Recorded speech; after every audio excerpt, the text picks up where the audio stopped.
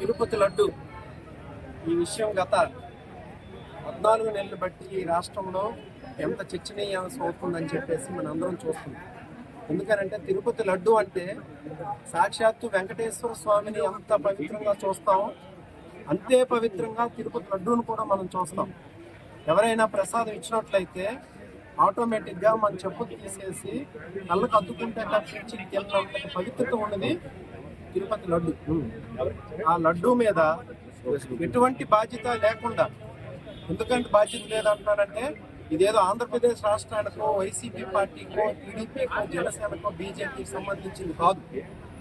దాదాపు 100 కోట్ల మంది భారతదేశంలో ఉన్నటువంటి హిందువుల మనోభావాలకు సంబంధించినటువంటి అంశం ఇది. ఆ మనోభావాలను దెబ్బతీస్తూ సాక్షాత్తు ముఖ్యమంత్రిగా ఉన్నటువంటి చంద్రబాబు నాయుడు గారే సెప్టెంబర్ 18, 2024 తిరుపతి లడ్డూలో పంది కొవ్వు యానిమల్ ఫ్యాట్స్ కలిసాయి అని చెప్పేసి చెప్పడం జరిగింది.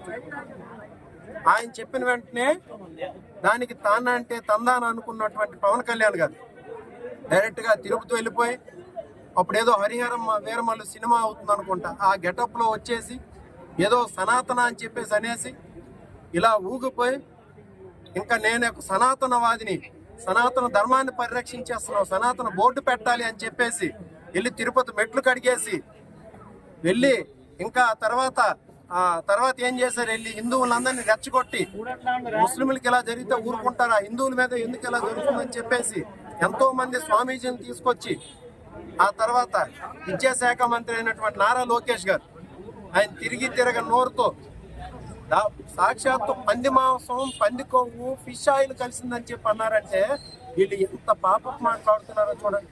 పంది మాంసం కలుపుతారండి, పంది కొవ్వు కలుపుతారా? అప్పుడు ఈ పార్టీకి, మన పార్టీకి చెందినటువంటి వైవి సుబ్బారెడ్డి గారు అలాగే బీజేపీకి చెందినటువంటి సుబ్రహ్మణ్య స్వామి గారు సుప్రీంకోర్టుకి వెళ్తే సుప్రీంకోర్టు సాక్షాత్తు చంద్రబాబు నాయుడు గారికి క్లియర్ గా మాట్లాడింది, మీ దగ్గర ఏ ఆధారాలు ఉన్నాయని చెప్పేసి మీరు మాట్లాడుతున్నారు, దయచేసి ఆ మాటలు ఆపండి అని చెప్పి సుప్రీంకోర్టు డైరెక్షన్ ఇవ్వడం జరిగింది. అప్పుడు సుప్రీంకోర్టు ఆదేశాలతో సిబిఐ ద్వారా ఒక కమిటీ వేశారు, ఆ సిట్ కమిటీ వేసి ఆ కమిటీ నివేదిక అనేది మొన్న అవడం జరిగింది. అంటే కమిటీ నివేదిక అంటే ఆ సిట్ ఏర్పాటు చేసినటువంటి కమిటీ మొన్న సుప్రీంకోర్టులో ఛార్జ్ షీట్ దాఖలు చేయడం జరిగింది. దానిలో క్లియర్ గా 600 పేజీల నివేదికలో ఎటువంటి జంతు అవశేషాలు కానీ, పంది కొవ్వు కానీ, లేకపోతే ఫిష్ ఆయిల్ కానీ ఏవి లేవు అని చెప్పేసి క్లియర్ గా ఒక మాట చెప్పడం జరిగింది. ఇప్పుడు చెప్పండి, ఆ రోజు అన్నటువంటి చంద్రబాబు నాయుడు గారు, ఆ రోజు అన్నటువంటి పవన్ కళ్యాణ్ గారు కానీ, నారా లోకేష్ గారు కానీ ఈ రోజు అవే మాటలు మళ్ళీ అనగలరా? చంద్రబాబు నాయుడు గారు బయటకు వచ్చి మళ్ళీ యానిమల్ ఫ్యాట్స్ ఉన్నాయని చెప్పేసి అనగలరా? లేదు పవన్ కళ్యాణ్ గారు వచ్చేసి మళ్ళీ పంది కొవ్వు కానీ, ఫిష్ ఆయిల్ కానీ ఉన్నదని చెప్పేసి అనగలరా? అనలేకపోతే మీరు దేవుడి దగ్గరికి వెళ్ళి లెంపలు వేసుకొని క్షమాపణ చెప్పండి. ఎందుకనంటే టీటీడీలో జరిగేదంతా ఒక ప్రాసెస్ ప్రకారం జరుగుతుంది. అది మీరు ప్రభుత్వంలో ఉన్నా, ఇంకొక ప్రభుత్వంలో ఉన్నా, జగన్మోహన్ రెడ్డి గారు ముఖ్యమంత్రిగా ఉన్నా, అది ఒక 3 స్టేజ్లను దాటి ఆ రోజు ఏం జరిగింది, జూలై 2024లో మీరు ఒక 8 ట్యాంకులు హర్ష డైరీ నుండి వస్తే 8 ట్యాంకుల్లో 4 ట్యాంకుల్లోనే ఏంటంటే ఏదో కెమికల్స్ తేడా ఉన్నాయని చెప్పేసి రిపోర్ట్ ఒకటి ఇవ్వడం జరిగింది.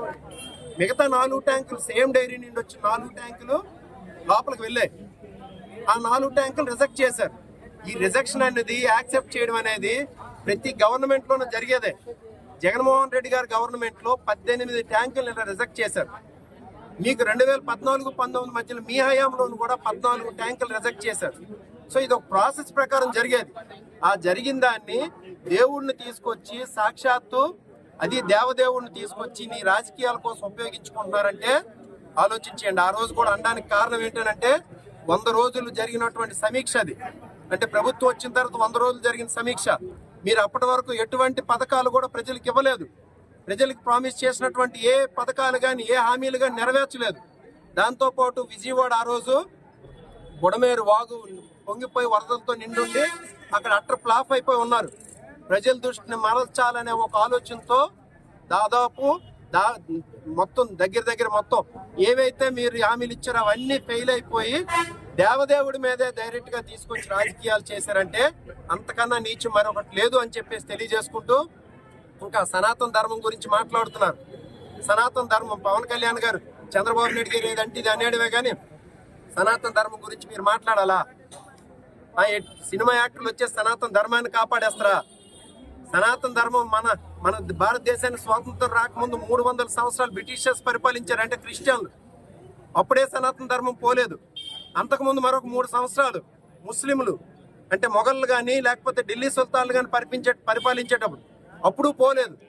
అంటే మన ఈ 70 సంవత్సరాలకు ముందు భారతదేశానికి స్వాతంత్రం రాకముందు 600 సంవత్సరాలు ఈ దేశాన్ని క్రిస్టియన్లు ముస్లింలు పరిపాలించినప్పుడే మన సనాతన ధర్మం ఇలా నిల్చొని ఉంటే నువ్వు ఈరోజు సినిమా యాక్టర్ డ్రామాలు వేసుకొని సనాతన ధర్మాన్ని కాపాడేస్తావా? ఇలాంటి లేనిపోని మాటలు మానేసి ఈరోజు ప్రజలకి వచ్చి డైరెక్ట్గా క్షమాపణ చెప్పండి. లేకపోతే ఆ దేవదేవుడు మీకు ఎంత శిక్ష ఇయ్యాలో ప్రజల ద్వారా మీకు ఆ శిక్ష వేస్తాడు. మీకు దీనిలో ఎటువంటి ఇది కూడా లేదు. అందుకని చెప్పేసి ఈరోజు ఆమదాలవలస నియోజకవర్గంలో గల వెంకటేశ్వర స్వామి గుడి దగ్గరికి వచ్చి ఇప్పుడైనా ఈ పాపం చేసినటువంటి చంద్రబాబు నాయుడు గారికి, పవన్ కళ్యాణ్ గారికి, లోకేష్ గారికి, వాళ్ళకి తానా పాడినటువంటి పేపర్లకి, కూటమి నేతలకు అందరికీ మంచి బుద్ధి ప్రసాదించాలని చెప్పేసి ఈరోజు ఆమదాలవలసలో గల వెంకటేశ్వర స్వామి దేవాలయాన్ని మా క్యాడర్ అందరూ కలిపి ఒక మెసేజ్తో ఇంతమంది క్యాడర్ వచ్చి ఈరోజు ఈ కార్యక్రమాన్ని సక్సెస్ చేసి అందరూ కూడా దేవుణ్ణి కోరుకోవడం జరిగింది, దేవుణ్ణి ప్రార్థించడం జరిగింది. ఇప్పటికైనా బుద్ధి తెచ్చుకోకపోతే సరైన టైంలో దేవుడు మన ప్రజల ద్వారే వాళ్ళకు బుద్ధి చెప్తారని కూడా తెలియజేసుకుంటూ సెలవు.